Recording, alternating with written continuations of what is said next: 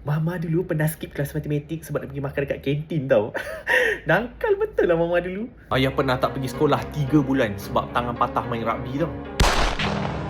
Mama dulu pernah dapat jadi pengerusi tau untuk Panda Puteri dulu. Ayah sebenarnya pernah jadi kapla sekolah ayah dulu. Memang form 1 sampai form 5 semua ayah pegang dulu.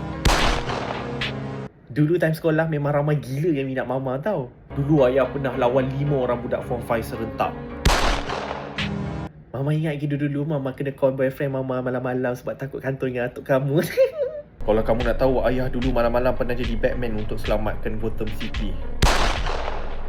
Dulu Mama dengan kawan-kawan Mama pernah pergi Cameron Highlands. Okey, kita orang pergi kutip strawberry kat sana. Best. Ayah dulu pernah bawa kereta pergi Genting Highlands tu seorang-seorang Tanpa lesen.